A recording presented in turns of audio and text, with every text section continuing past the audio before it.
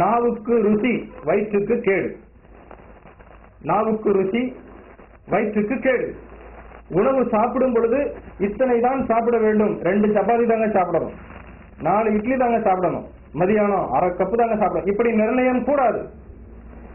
உங்க பசி வேறு, இவருடைய பசி வேறு, அவருடைய பசி வேறு. அவருடைய உணவின் அளவு வேறு, இவருடைய உணவின் அளவு வேறு. அது எப்படி எடுத்துக்கொள்ள வேண்டும்? பசி வந்த பிறகு ஒரு மிடறு தண்ணீர் அருந்த வேண்டும்.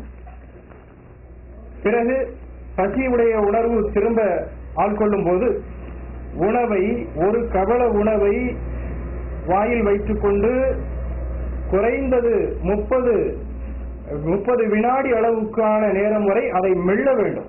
நன்றாக மென்று உமிழ்நீருடன் கலக்க வைத்து நாம் உண்ண வேண்டும். இப்படி உமிழ்நீருடைய கலவையோடு மென்று உண்ட உணவால் நன்கு ஜீரணம் உண்டாகும்.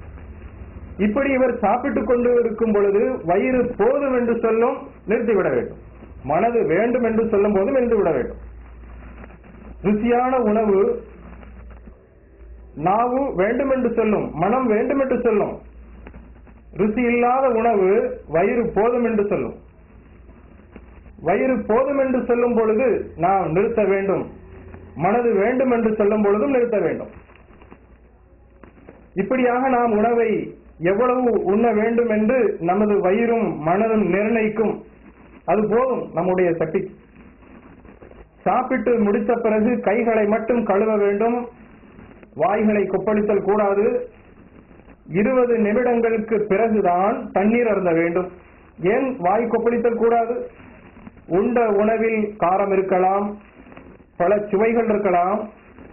உண்ட உணவில் எந்த சுவை நாவில் இருந்ததோ அந்த உணவிற்கான ஜீரண நீரை உணவு உண்டதற்கு பிறகு அது உமிழ்நீராக, ஜீரண நீராக ஒரு 15 நிமிடங்களுக்கு அது மாற்றப்பட்டு உள்ளே சென்று கொண்டிருக்கும் அந்த உணவை ஜீரணிப்பதற்காக.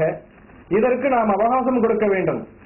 வாய் கொப்பளித்து விட்டோம், தண்ணீர் அருந்து விட்டோம் என்றால் அந்த உண்ட உணவு கெட்டு போய்விடும். அது தேவையில்லை. அப்படிப்பட்ட தண்ணி 15 நிமிடம் அல்லது 20 நிமிடத்துக்கு பிறகுதான் நாம் தண்ணீர் அருந்த வேண்டும்.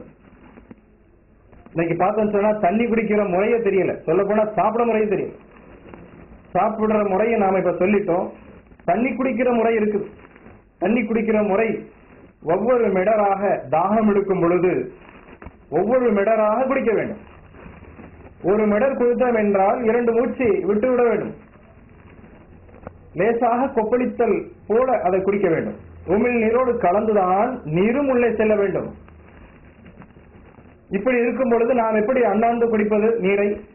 மளமளவென்று அவசரமாக எப்படி உணவை உண்பது? இதுதான் கேடு ஆரம்பிக்கும். இதை நாம் சரி செய்து கொண்டால் நமக்கு எந்தவித வைத்தியமும் தேவையில்லை, எந்தவித மருந்தும் தேவையில்லை.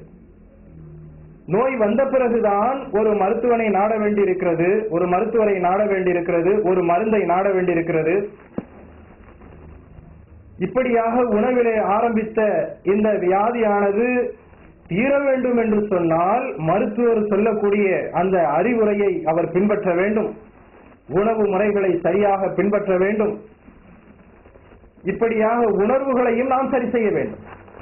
இதன் காரணமாக நம்மிலே வந்திருக்கிற அல்லது வரக்கூடிய, வராமல் தடுக்க வேண்டிய அனைத்து விஷயங்களையும் நாம் பாதுகாத்துக் கொள்ளலாம்.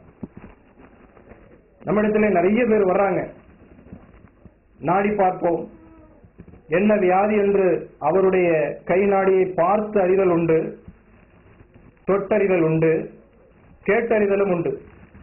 இது போன்று நாடி பார்த்து அறியும் பொழுதும் கேட்டு அறியும் பொழுதும் அவரை பார்த்து அறியும் பொழுதும் ஏற்பட்டிருக்கக்கூடிய வியாதியின் முதல் அறிகுறி அவருடைய உணவு சரியில்லாமைதான்.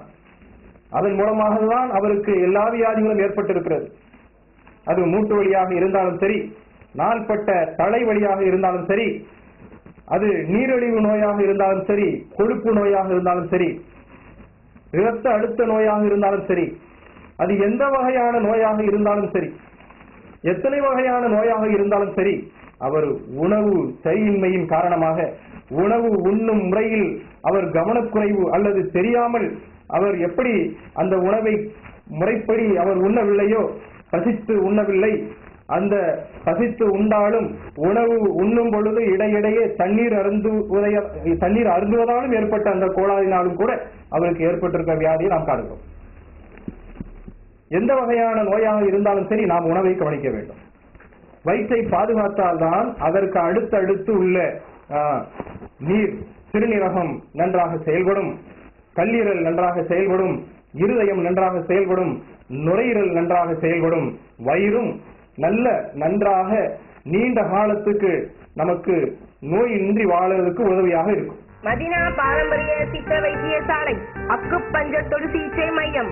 வாதம், மூட்டு வலி, இடுப்பு வலி, கழுத்து வலி, அடிக்கடி தும்மல், சொரிசிரங்கு, ஆஸ்துமா, மூக்கடைப்பு, உடல் பருமன், அல்சர், தொண்டையில் சதை, சிறுநீரக கல், அடிக்கடி சிறுநீர் கழித்தல், போதைப் பொருட்களுக்கு அடிமையாகுதல், நரம்பு தளர்ச்சி, ஆண்மை குறைவு, குழந்தை இல்லாமை, எந்த வகை நோயாக இருந்தாலும் சரி நீங்கள் முழுமையாக சுகம் பெற சித்தா மருந்துகளும் அக்குப்பஞ்சர் சிகிச்சையும் அளிக்கப்படுகிறது. மதினா பாரம்பரிய சித்த வைத்தியசாலை அக்குப்பஞ்சர் தொடு சிகிச்சை மையம் 124 வடக்கு main road, Ervadi. Cell number 9443113517. Medina பாரம்பரிய சித்த வைத்தியசாலை அக்குப்பஞ்சர் தொடு சிகிச்சை மையம்.